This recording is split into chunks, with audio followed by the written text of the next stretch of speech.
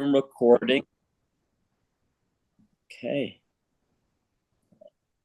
And it's 5 o'clock. Welcome, everyone. Welcome to Parsha. Today it's again a double Parsha Acharei and Parsha Kedoshim. Because we don't have as many Shabbatot this year. Weekends. Yeah. Yeah. Yeah. So it's a double Parsha. And we're gonna have Rav Channing both explain the rules a little bit and make a dedication about this parsha, and then we'll have Rabbi McLashley lead us in the prayer, and then Okay. we will fight to the death immediately. Okay. I think it would be great if everyone could put their names into chat with a word or two of how you're doing, where you are, where you're coming from. Yeah. Yeah, exactly. If this is the first time you've been here, or you're new, or whatever you want to say, uh, we'd love it. We'd love it. Welcome. And we've got a few people kind of pinned, but everyone, if you have questions, you can put them in the chat, and we'll try to address them in it as we go along in a timely fashion, and then at the end we'll probably just open it up a little bit and go after all the questions and things like that. And if you really have something to say, try to use the raise your hand feature, and we'll try to squeak you in. So this is a very interesting parsha, double parsha, and we've got a lot to cover. So right now we should probably head on to the dedications. Let's try that. Everyone, I'd love for you to put a little dedication, what you want to dedicate this learning to in the chat.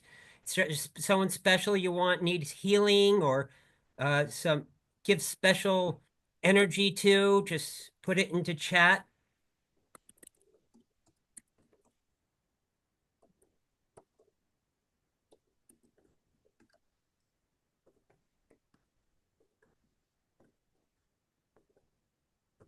All right, I got my dedications in. Oh my goodness. We're admitting people left and right. Well, I love it. All right. Rabbi McLashley. Coming in, and we'll do the blessing. Yeah. So, Baruch atah Adonai Eloheinu Mechlam, asher bacha banu mikol ha'amim, v'natan lanu Torato, Baruch atah Adonai noten haTorah. Amen. Amen. Amen. Well, this is a pretty a double parsha again, and I only have three things that I want to talk about it, and so I'm gonna try to keep it as brief as possible. I'm gonna quickly. I'm just gonna give a quick overview of what happens in this parsha. First, you have the death of Aaron's sons, and then you have this interesting, casting of lots, right? Who says Jews don't cast lots or gamble, right? So we have this casting of lots, and this results in, you're trying to choose which goat is going to be sacrificed in one way, and then which goat is going to have their sins transferred, the sins of Israel transferred into it, and then that goat is sent off to the wilderness. And there's a lot of conflation about wilderness and Azazel, which we're going to get to. Then there is the eternal commandment of Yom Kippur, and the service outside the tabernacle. We get into a prohibition against eating blood, which is why Jewish steak is generally very dry. And then we get into some forbidden practices and traditions, many of which are sexual in nature. We talk about Moloch and sodomy and bestiality. Lots of fun stuff. So that's the long and short of it, the super short of it. So I would just like to quickly talk about yes, we have the casting of lots, and then if we go to chapter 16, verse 10, and the he-goat designated by lot for Azazel shall be stood alive before Hashem to provide atonement through it and to send it to Azazel to the wilderness. And I have been looking very much at that. So there's a lot of discussion about whether or not Azazel is an actual demon or is it another word for wilderness. And lots of rabbis have come down on the side of the fact that it's a demon. But when I read the Hebrew, I really don't get that. It says Oto la Azazel ha midbara, right? Ha midbara, la Azazel. That means to Azazel, the wilderness, right? They're gonna send this thing to Azazel, to Azazel, the wilderness. And so I see them as a synonym. Comments, queries, thoughts, concerns. When you say la, right, it shouldn't be la ha midbar. If you're gonna say to Azazel in the wilderness, like a demon in the wilderness that lives in the wilderness, it would be ba midbar, not ha midbar. It would be ba midbar, la Azazel to Azazel to into the wilderness, ba. So since I just see to Azazel the wilderness, but I'm not a great Hebrew speaker. Well, in modern Hebrew, the Leche La'azel is the equivalent of the English "go to hell" or "get lost." Right, and it's right. Go to the wilderness. Go to the crazy place. Well, also, what is it? I took some notes here. According to the book of Enoch, Azazel was originally an angel that was cast out of heaven for teaching humans how to make swords, cosmetics, and revealing internal secrets, which were in heaven. Azaz means left hand and El means God. Almost all angelic names, have El in them. Yep. And Azazel was the proto-Satan, Lucifer, Malach. And that is why Satan is often shown with a goat's head. So yes, and this is the more modern ruling, right? Oh, this is from the book of Enoch. Okay. From the book of Enoch. Yes. Yeah. Well, Rabbi, how do you read it? When you read it, how do you read it? Azazel traditionally was associated, as we said, with the scapegoat, from Yom Kippur, the Yom Kippur ritual. And it was only actually in later rabbinic and Kabbalistic writings that it became associated with a demon. As Reb Channing pointed out, all the names of the Malachim, of the angels, end with the name Kel, meaning God. So you have like Gavriel, Michael, Oriel, Tzadkiel, Raziel, all ending with God's name. But how do you interpret left hand, God's left hand, in other words, that it was the, it was somehow a malach that was teaching forbidden knowledge.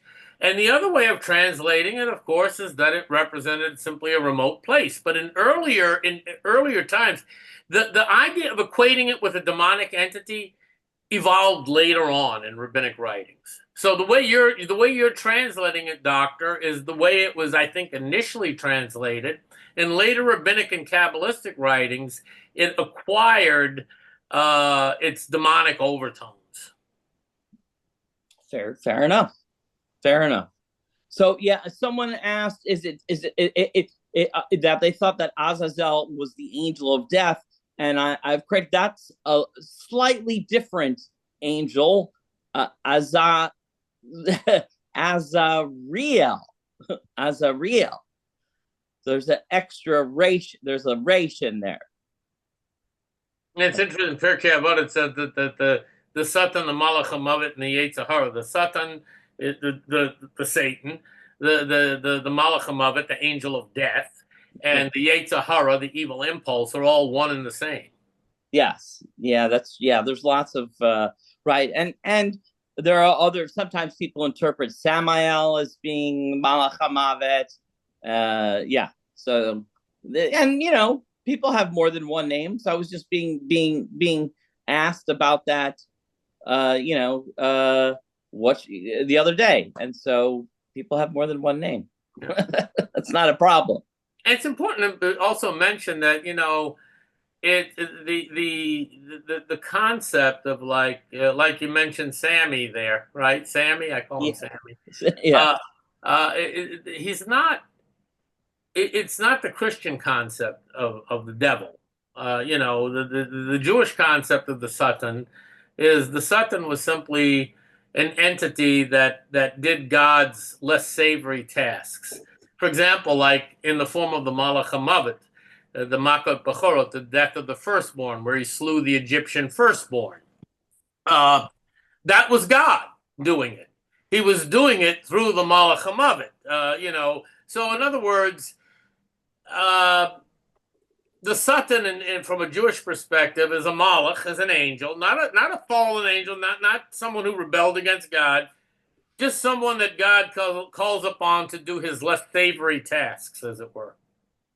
Yeah, it's not the idea of God and Satan duking it out in some kind of cosmic battlefield, like Right. Exactly.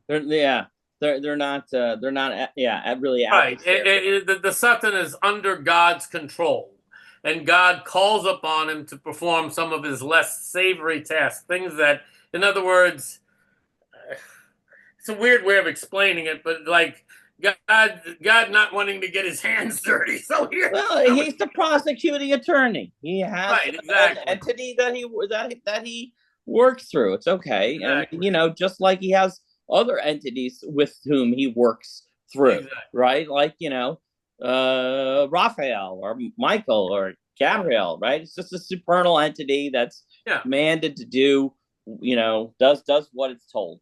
Well, so I do want to point out, so in that paragraph there is both the phenomenal again, the casting of lots, totally biblically appropriate, so you never have to worry about flipping a coin. That's a totally fine. Letting God decide is what that's called, right? Letting God decide. And then there's that very interesting, once again, we see that sin transference. So you can transfer your sins into some other entity, living or dead. We've talked about that before. So can I skip ahead to 18, or do we have more to say? What about inanimate objects? Could a sin be transferred to an inanimate object? Is that ever? Yeah, we have that tashlich, right? Tashlich. Well, but are you transferring it to the fish because you're feeding? You're transferring it first into the bread. Okay. All right. Well, or chametz, I guess, also would also, I think, qualify as a inanimate embodiment of Yetzer Hara and sin and all of those. Or could you transfer it like to a table or a chair or a lampshade, or just? If a Dybbuk could inhabit one of those objects, I don't see why not. I know that you can sell your bad dreams. That's to an inanimate object, though. Right. I'll have to think about that. I think I would have to. There was a famous story about the Dybbuk box. You know, the Dybbuk box were Yeah, Dybbuk but the Dybbuk fashion. box really evolved in 1996 after Right. someone put it up on eBay, Yeah. and then that took off as a legend. It's very recent. That's a Yeah. very recent thing. But all right. So, any other uh thoughts of? You know, Yeah, 1629. Just yeah. just want To to go throw in this out order. there. 1629 is on. We're talking about. This is where we get the line that people are supposed to fast on Yom Kippur, Oh yeah, and you got to talk about that. yet it doesn't say anything about fasting. So I don't have it right in Yeah, front of me, but explain. It says I do. This shall remain for you an eternal decree. In the 7th month, on the 10th month, you shall afflict yourself, and you shall not do any work. Blah blah blah blah blah. yeah, So yeah. you're talking about the idea Others that I you should did put afflict it up. yourself, and every rabbi in the world apparently has interpreted that as you should fast, or at least in the Jewish tradition, we have decided that that means fast, but really But it yes, doesn't. no, But it does afflict yourself with Eno and something, Nefesh, right. So you can either fast or you can watch Gilligan Island reruns endlessly. Either one is Eno and Nefesh. or listen to the worst music you like, or do without coffee. That would be a total affliction for me. I right, mean, you can think of many ways to afflict yourself depending on your bent. You can tie yourself up, and I don't know, all kinds of fun stuff. So what the But rabbis, the way the rabbis came to that conclusion is that everyone likes to eat and drink. So if you're not eating or drinking, you feel schwach. You feel bad. This is universally accepted as as afflicting yourself. So they embrace that. The interesting thing is afflicting yourself, and Nefesh. I mean, someone brought up, who was it, Dr. Jeremy or Reb Channing brought up the interesting point, like in medieval times, in the Dark Ages, they had people that would go around flagellating themselves, whipping themselves. mm-hmm. Yeah. Uh, Well, right. there's still sects of people that do that. Yes, yeah, Oh sure. yeah. I'm not into that sort of thing, but I know people that incorporate that into their sex practice self-love. Not for me. Not and then we get into the 18s, All which right, starts off with that you can't have any family burlesque shows. right, and it's talking about seeing people naked, and every translation that I read into English really I got me so frustrated that I ended up putting my Tanakh down, because I kept seeing I was it was curious. It kept seeing these phrases over and over again. Nakedness. Let's see. Nakedness of your father's wife you shall not uncover. It is your father's shame. Okay, and then then there's nakedness of your son's daughter or your daughter's daughter. You shall not uncover their nakedness, for they are your own shame. So, and if you keep reading this, it says, like, who's the person who's supposed to be ashamed of of this particular act. But when I read the Hebrew there, and I read it also in Sepharia, and they talk about it too. But when I read the Hebrew, there is no word shame. They're using the word yarot, naked. Okay, and and it's just naked. It does not say anything about who should be ashamed. So then I started to think, well, what is this word naked? Because if you really read it, it means that they are I went and I looked up the root and everything, and it's talking about being uncovered, right, or exposed, and not shame, but I think vulnerability, right? They're vulnerable. So then I started to look up, well, what are all the Hebrew synonyms for vulnerable and shame and uncovered and exposed and naked? I wanted to see what all the differences were in those words. And I found that there is the word for shame is busha. Okay, busha is shame.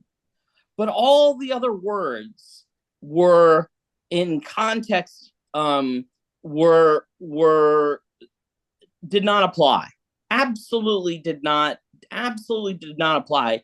And clearly, the word that they are using, which is the root, is ayin resh vav, is just means naked. So I said to myself, well, wait a minute. Okay, all right, let's go to Genesis, where there's a lot of talk about Adam and Eve being naked and then discovering their nakedness and being shamed, right? Being shamed. And so I went to Genesis 3:7. Okay, 3:7. And so I looked for what it says, and it says, and their eyes, both of them, were opened, and they knew they were naked. And it uses the same word for naked as being used in this context for shame. Okay, but then it says, and they knew they were naked, and they sewed fig leaves together and made themselves loincloths. But there's no talk about shame. It just means that they knew that they were naked. Now later, there is a verse that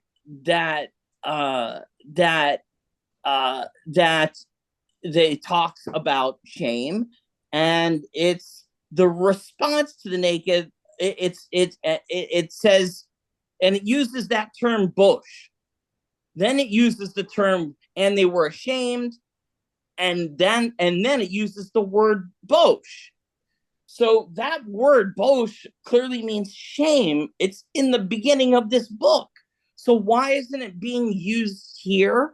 It's not really being used here at all. The only thing is that you have left this person exposed and vulnerable.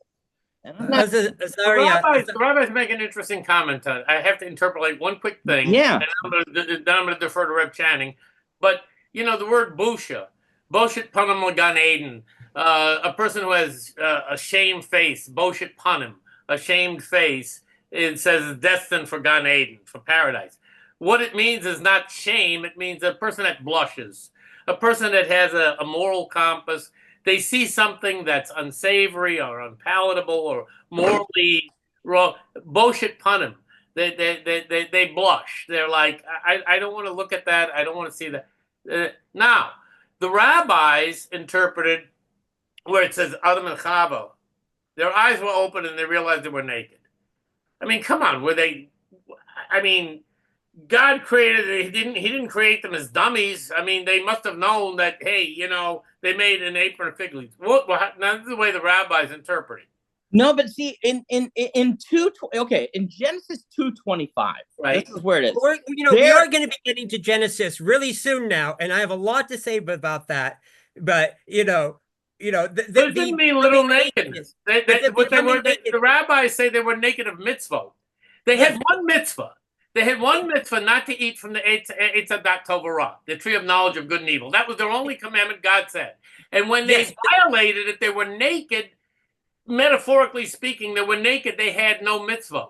So no, they were given suits of flesh. That is when they went from Gan Eden to having bodies and were made aware that they actually had bodies that needed covering up. So what they did was they tried to replace the mitzvah that God gave them with covering it up with the apron of fig leaves Mm-hmm. because they realized they didn't have the only way they could relate to God was by doing God's will. They had violated God's will. What do we got now? Nothing. So therefore, No, they said, I don't think they violated God's will. I think they fell into God's trap. okay. But that's another thing. But I really wanted to bring up, Acharei said that that they were thinking about nakedness in the terms of poverty and being unable to afford a garment in times when clothes were difficult to replace, i.e., don't rob your kin and leave them exposed. Yeah, I like that. Yes, I like that. Yeah. Well, so I just want to quickly point out before we leave Yeah. this, really, 225, it says, and they were both of them naked, the man, Adam, and Haish, his wife, the Isha, right? And they were not ashamed. And there it uses the bush word. It says they were not ashamed. And in the next time, which is the 3:7, there's only the use of the word and they were naked and their eyes were open and they sewed fig leaves, but it doesn't say shame. Mm-hmm. It doesn't say it, that word bosh. Their eyes were open, aka they had new awareness. They had new awareness. Exactly. It doesn't say shame. That's what I'm saying. Mm-hmm. Their eyes were open. Mm-hmm. And so and I don't also, know where we got this external, you should feel guilty about being naked business. yes, and that's a great segue into 1822 because Perfect. I think this entire Parsha has caused more harm in this world than I don't know of another section of Torah that has been used as a weapon to such a degree as in 1822. And so I actually spent a lot of time going through this, and I do not think it says what you think it says, because Yeah. it has been used to vilify homosexuals for the big, since the first century, at least. And what I find interesting here is, oh wait, I don't actually have the sentence because I find it so abhorrent myself. Does someone have I do it. You shall not lie with a man as one lies with a woman. It is an abomination. Yes. And my translation is, with a male you are not to lie after the manner of lying with a woman. It is an abomination. And none of those words are correct. Okay. So tell us all about the words. Yeah, the word used for male and female in this verse features a singular version for the male and a plural word for female. The phrase translated as one lies with a woman is only found here and in 2013. The phrase as one lies with occurs 4 other times where it references beds and does not indicate a sexual act. The phrase as one lies with should be understood as a place, not as a sexual activity. And I found this really great article. I'm going to post it into chat, and I'm going to basically summarize. Here we go. I'm going to summarize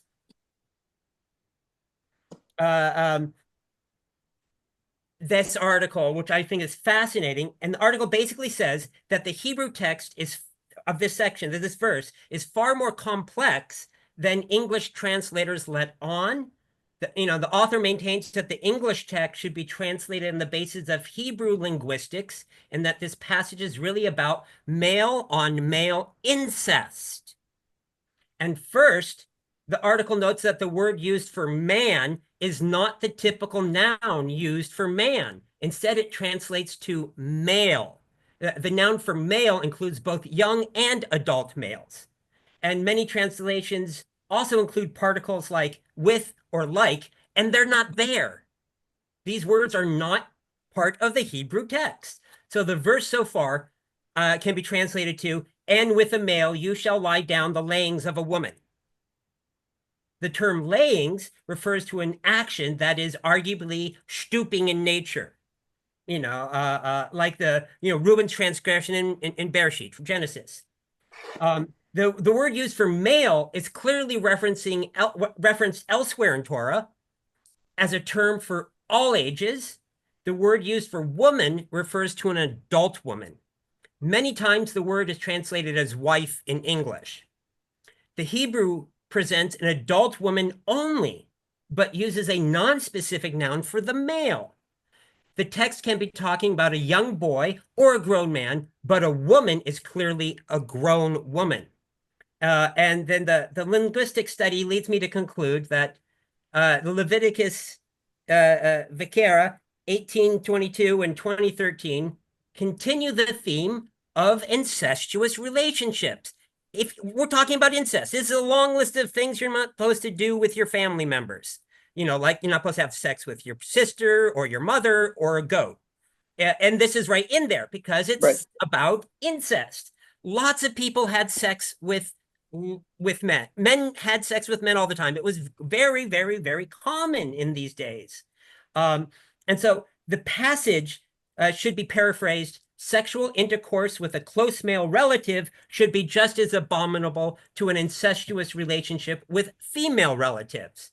And I think the broader argument here is that in Vikera, Leviticus 18 and 20, prescribe behaviors similar to those of Reuben's transgression in Bereshit, Genesis. Reuben invaded Jacob's mishkabeh, his sexual domain, by sleeping with a woman who was considered to be Jacob's. And if one lies with a male in the mishkabeh, the sexual domain, it is like sleeping with a woman's husband. It's abhorrent. They were married. Don't sleep with another. If you're a guy, don't sleep with another woman's husband. That's Makes all. sense. You can have sex with men all you want, but just not if they're married. Well, there you go. That's my rant. That's it. It's only 5:30.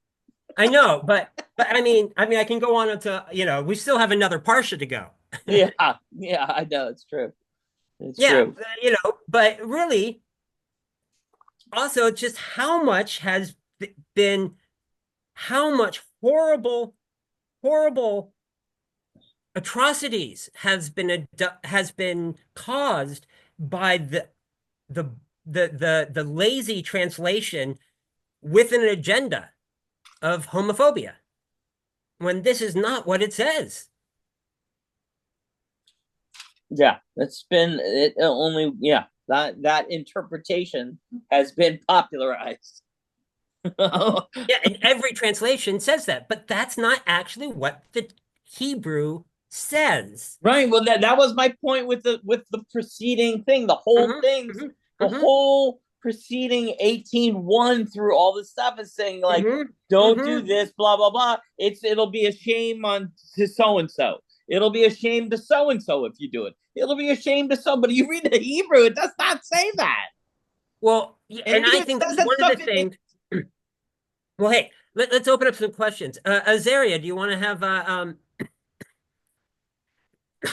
Yeah, I just want to point out that the mishkaveh is a noun in the miktal pattern, which I looked up what that specific vocalization pattern means, and that is used for forming instrumental, local, or objective nouns, really adding to Channing's pointing out that this is less of an action and more the place that, the noun where the thing happens.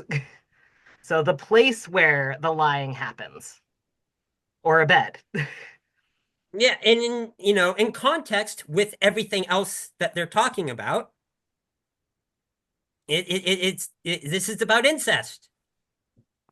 And have you point to it? A mishkav zachar, as he pointed out, mishkav zachar, which is the Hebrew for this issue that we're discussing. If the Torah was forbidding, and I'm not weighing in on this, as an Orthodox rabbi, the traditional interpretation is man lying with a man, and that's what you go with. But I was always saying, if the Torah was forbidding same-sex relations, never does it mention anywhere that a woman can't lie with a woman. Oh yeah, absolutely. Doesn't mention that anywhere. So Yeah. if the Torah's purpose was forbidding same-sex relations. Yeah, but it does say that you can't sleep with another man's wife, and you Right. also can't sleep with another. That and you comes can't from sleep the with laws of another woman's. the forbidden relation. Yes, and you cannot sleep with another woman's husband. Right. Those were the two prohibitions. Right. Not same sex. But yet that's the way it's universally interpreted in the Orthodox community. I'm just yes, but so much of this over the last few millennia has become orthodoxy. And it's like we all say sin, and it doesn't say sin. No.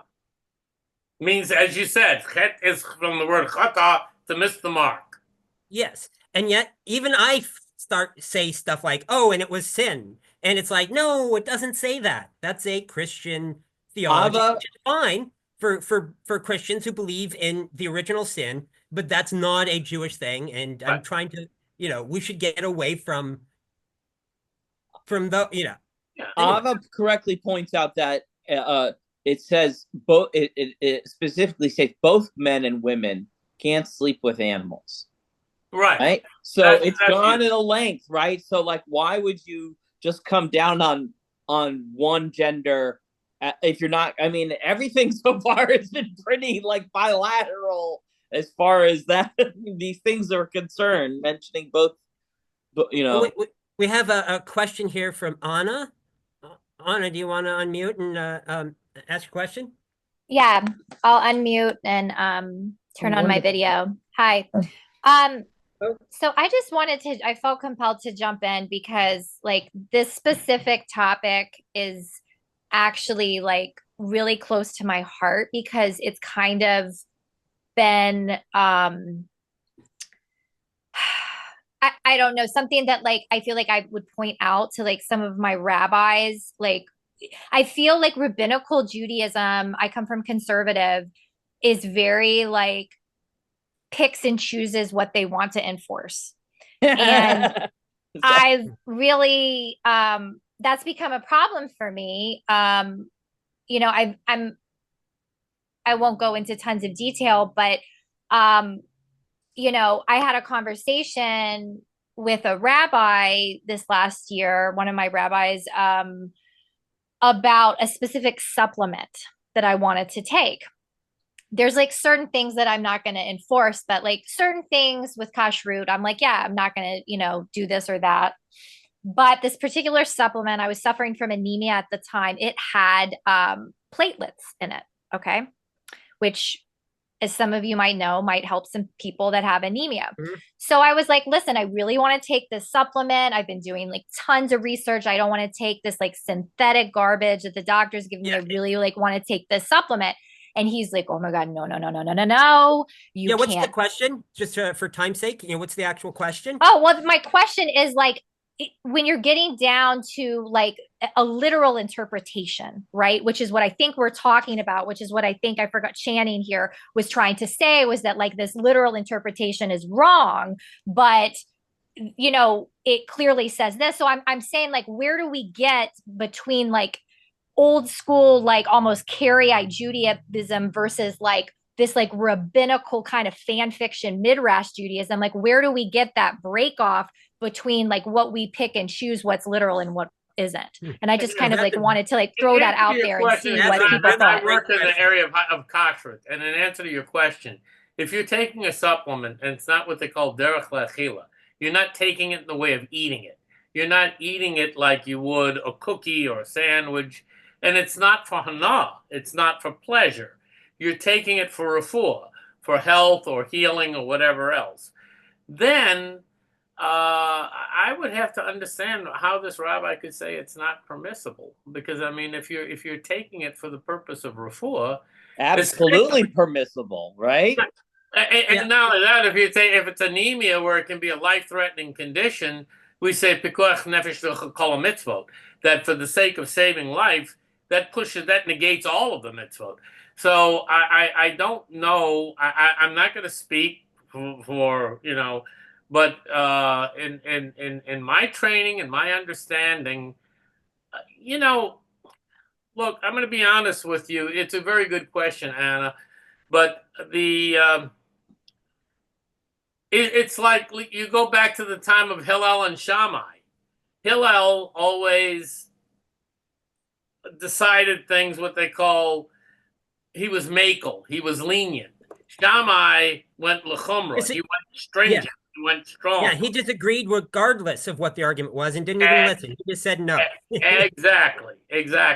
So this machloket, this dispute, in Judaism has gone back to it's in the Talmud. The entire Talmud is a machloket. Is this one Shammai, Beit Hillel, Beit Shammai, Abaya, and Rava having it out, duking it out.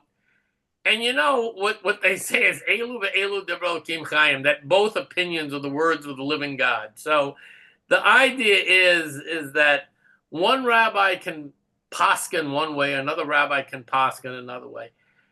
I got in trouble, and I get in trouble a lot. But I always say in Pirkei Avot where it says Asa L'cha Rav. They always translate that to interpret it. Make for yourself a rabbi. In other words, get a rabbi to decide these questions for you. I'm going to spring a McLashley chiddush because I've heard so many beautiful chanting chidushim. I have to come up with a McLashley chiddush. I came up with Asa. Yeah, go on. Asa L'cha Rav, if you really translate the word Asa, to make, L'cha is to you. Asa L'cha Rav, make yourself a rabbi. And in my opinion, that can be basically what you do is you hear the different opinions, and ultimately, you have to use your moach, your own mind. That's how I interpreted it. That phrase, make yourself a rabbi. If someone watches this video, I'm out of a job. But yeah, make yourself a teacher. No, yeah, like make yourself learned, do the research, and then you do the best you can. You make a decision, and when you're talking about people picking and choosing, that's all of Talmud. That's the way I see it. But like I said, and Anna pointed out, in your normative traditional Orthodox Judaism, you have to go by rabbinical opinion. And my question was always, which rabbi? Well, also, rabbis, I have 10 opinions. I also want to just fix, I kind of joke about Shammai because that's the ongoing joke. He did not disagree with everything, but, I'm kind of kidding there. But also, we've got, the rabbinical Mishnah tradition started at the same time, was a coexisting with the Second Temple. So these are some people who actually disagreed with how the temple was running things, and this says, you know what? Let's make our own let's interpret Torah and in our own ways. And instead of sacrificing animals, because maybe they were pacifists or didn't want to hurt animals, who knows? But they decided to use prayer, your personal time in the form of prayer. You're sacrificing your time and your thoughts and energy. And they were really into meditation before prayer. So they were I think, the more mystical in a way. And from that, they then developed into the first generation of the Amorim, who actually wrote the stuff down. And it seems like every 200 years, there's a new form of Judaism. Orthodox Judaism is not that old. No, in Jewish time. Messianic Judaism is even younger. Yeah, that's true. Yes, Azaria points out in the chat that you make your own way with great caution, and that's a danger for sure, right? And really, the best advice is go study. Exactly. Find a couple of partners, come to Parsha, and we'll talk about it. Treat your neighbor as yourself and come study. Yeah. Exactly. But Azaria says, find a teacher, find a chavruta. Exactly. That's Pirkei Avot. That's the second part of Pirkei Avot, where it says Asa L'cha Rav, and acquire for yourself a friend. Yeah. He's And completely and that's the thing in Pirkei Avot. and I think if you really you don't just make stuff up, and don't 100% rely on what your rabbi's telling you, do the research. Yeah, go The to the texts root are of the word. Like, go read it yourself. And if you can't read it, it's okay. You can look it up. It's out there, right? it is Luckily, never it's never been easier. We get Sefaria.org. I put the link in chat, and you can bring up the Hebrew, and you can just like triple click on any of the Hebrew words, and it gives you the actual definition. it gives you the definition, and then you can track down the etymology. And look at the root. Yeah, you look at the root. There are dictionaries.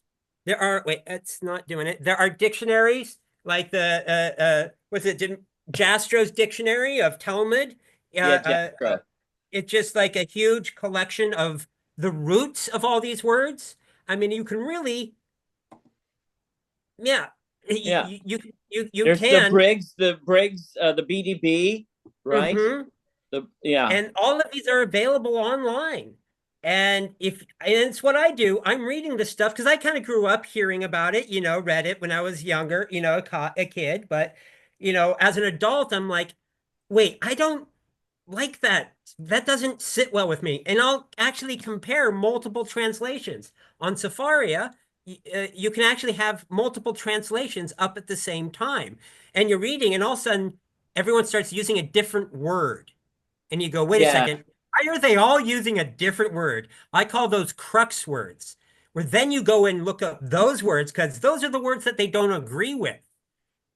And that usually completely changes the interpretation because all interpretations or all translations are interpretations. Yes, correct. And so really, when they say make for yourself a Torah, I really think they mean,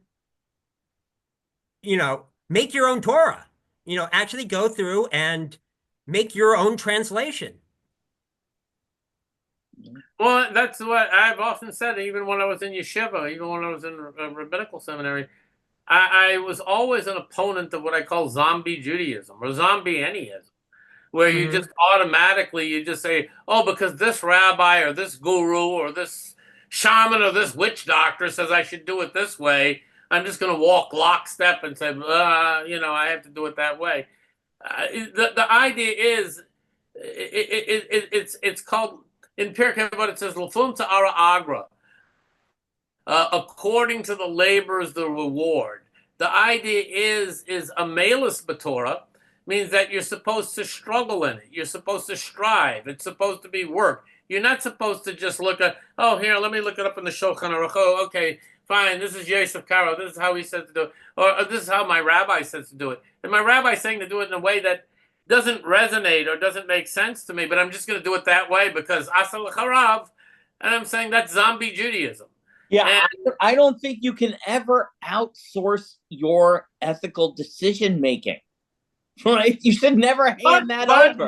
But let me tell you something. If you get involved or you rub shoulders and like most of the people, unfortunately, I'm Orthodox in as much as I do my best to adhere to to adhere to halacha. But the point is that I tell people, you know what? Don't look at me and say you have to that you have to practice it the way I'm doing it, or don't look at me like to think I have a hotline to Hakadosh Baruch Hu that I know. Oh, okay, fine, I'm doing it right, and everybody else is doing it wrong. That kind of mentality distances, alienates people from exploring their own spiritual path. There's as many forms of Judaism as there are Jews. Mm-hmm. Yeah. Also, I don't know. We have a couple of minutes to just talk about Kedoshim. Yeah. Wait, first, Azariah. I just wanted to add to this conversation that the root meaning of the word rabbi is the root resh bet bet rav, to increase or to be many. So either rabbis are the numerous, meaning they've accumulated a bunch of insights, or they are the increasers, helping those around them grow and increase and multiply. That second definition is the one I adhere to. The idea is we should be encouraging other people to increase and multiply and explore their spiritual path, their Deveket Hashem, their connection, their kesher, their connection to the Almighty. That's what I think. That basically we should be a finger pointing the way. I shouldn't be in back of the person pushing their tuchus to go in the direction I want. Yeah. Also, this just out of interesting, because I know some of you have tattoos, that in Kedoshim in 1926 is where we get the stupid prohibition against tattoos, and it doesn't actually say don't get tattoos. Right, it doesn't say that. And this is, from what I understand, it's from don't do like those other people do with their dead and their rituals, where they write on their skin or cut their skin, more as like a PSA health thing. Well, all right. The prohibition was a warning against going Badarke Amori.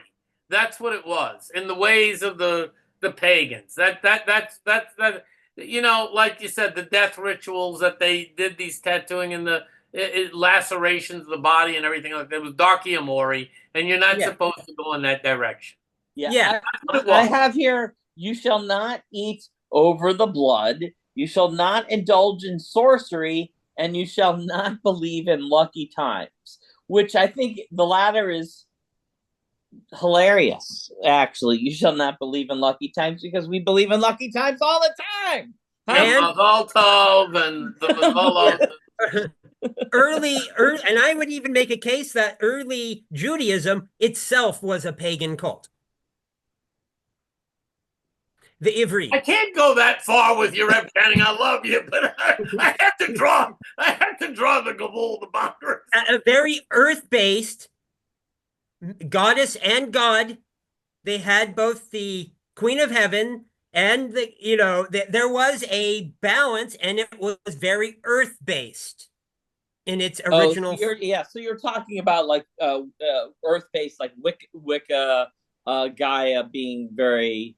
Is that what you're talking about? Yeah. Well, that kind of earth-based, kind of not. Yeah. Yeah. Like Tu B'Shvat, like we all love the trees. But that the word for God in Hebrew has the same gematria, the same numerology as Teva, which means nature. Now, you can find God in nature. Doesn't mean God is nature, but you can see God in nature. Not that God is nature, but the numerical equivalent for one of the names of Hashem is Teva, which means nature. So, and also, the last thing I'd like to add is in Kedoshim, this is really like I mean, what some people might call a woke manual, because we have practice good ecology, labor justice, disability justice, elder justice, and migrant justice. It's all right here in this Parsha. It's like, people who are disabled, look after them. Don't rip off people's wages. Take care of people with graying hair. Worship, honor your elders. And, if there are people sojourning in your hood, take care of them, because you were. That's my favorite one. That's my favorite one, is underemphasized. Yeah. Right? So no deporting people. Yeah. If there are people passing through your land, you have to take care of them. Yes. And unless they're French Canadian, let's. Hey, now, okay, family there. And also very interesting, it has this balance, this equality. You're not supposed to lift up and favor the face of the poor, and you are not to overly honor the face of the great. So no, like, making yourself holy. Oh, I'm helping all the poor people. Ain't I hot? No, you're not supposed to be lifting up poor people or sucking up to the rich people. They're equal. And lastly, but not least, do not shit talk other Jews. And that's all I see these days online. And that's what was responsible for the Chorban Bet HaMikdash Sheni, the destruction of the Second Temple, was Sinat Chinam, senseless hatred engendered by Lashon Hara, by slander. That's what, of all the things, it wasn't Avodah Zarah, idolatry, it wasn't Gili Araya, sexual immorality, it wasn't Shvichas Dam and murder, it wasn't not keeping kosher or not making the bracha rishona before you eat a cookie. The whole thing was sinat chinam, senseless hatred. That's what caused the Chorban Beit HaMikdash Sheni. The destruction of the Second Temple was a senseless hatred engendered by Lashon Hara, slander. You'd think more people would get the message. And that's, I think, really scares me now, because see what happened to the Second Temple the last time that everyone was shitposting on each other? Yeah. So what's the correction? What's the tikkun for sinat chinam ahavat chinam? To just senselessly love other people, to love my fellow Jew, and to go beyond that and love my fellow human being. To be makabel briot and panim yafa. I would like to raise up the ancient, not ancient, but the old, not very well used or known about Jewish practice of tochacha. Reproof, yeah. Rebuke. You know, reproof, it is a sin to let other Jews sin. Yeah. Or you're missing the mark. Silence is complicity, is what you're saying, Rip Channing. Yeah, it's like, so if you see, you're participating in the avera if you right. don't. But to do it though, you need to pull them aside and do it in private. It can't be an embarrassment. It cannot be. Cannot embarrass them. No, as an Irish rabbi, I'd say pull them aside and beat the crap out. No, I'm just kidding. No, and it is an art more than a science, and no one's ever done it right. But you have to do it with an open heart, and we are all in the gutter. Just some of us are looking to the stars, I think it was said. But also, you can't force anyone, so you can't give more light than they're able to receive. Right. Exactly. Very well said. That's my chanting chiddush for tonight. You can't give more light than they're able to receive. I like that, because the person can be makabel. You have to measure what the person is able to be mikabel, or the word Kabbalah, mikabel, to receive. You can't give them more than they're capable of receiving. And it's not my words. That's tochecha. That's straight from Talmud. That's how you bust the pipe. Try to force more water in it than it's capable of flowing through it. Right. But at the same time, you are not obligated to finish the task, nor are you obligated to abstain from Pirkei Avot again. Yeah. Mm-hmm. All right. Well, it's 5:58. Does anybody have any other last questions before we call it a day? We can put them in the chat. Mr. Walker wants to get the recording. Oh well, we're gonna have that. We always post this on YouTube afterwards. And Mr. Gilmore says it moves too fast. Yeah. Well, I know. Ari has a question. Should we? Yeah. Unmute if we can. Yeah, I got it. Thank you. Great Parsha, everybody. This is completely unrelated to the Parsha, but that's okay. Being that Rav McLashley, you're directly involved in the Orthodox community. I had a question. This came to me the other night. I was just laying in bed and it randomly came to mind. The custom of wearing a kippah under another hat. Right. Okay, so it struck me because initially, the reasoning that I heard for it was some Kabbalistic reasoning or something along those lines, right? They basically spiritualized it. But then I was wondering, the whole thing about the head covering, the kippah becoming smaller to hide it. during times of persecution. Mm. So if you're putting your kippah under a fedora, right, or some other hat that Gentiles are wearing, then actually you could just pass yourself off, you know, as Yeah, a of course. Jew. I mean, I wear a kippah under my cap, and then I hide it by wearing this cap that says I stand with Israel. Well, the question, actually, a better question is, if you're wearing hat, do you have to wear a kippah? And I think the answer is no. Actually, no. Actually, initially, the head covering was not mandatory. The word yarmulke comes from the word yori malka. In Aramaic, malka means king. In Hebrew, it means queen, like we do, you know, like Kabbalist Shabbos. Shabbos is called the Shabbos queen. But the word yarmulke comes from the word yori malka. And the interesting thing is, actually, if a person is indoors, the roof over your head can be a covering. But actually, in my Chavruta study with Azara, that we actually Rav Nachman Bar Yitzhak's mom is the one that's actually responsible for the kippah. Yeah. Is actually responsible for what? The kippah. The kippah. She was responsible for the kippah. That's right. And the kippah being mandatory at all times was decided by Joseph Caro.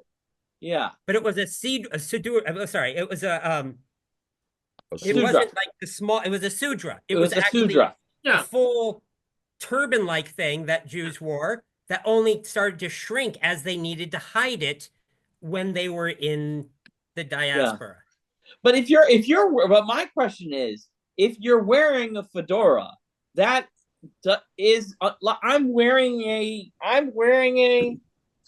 starfish. My head is covered. It's a You're good to go. Yeah, I'm good to go. It's okay.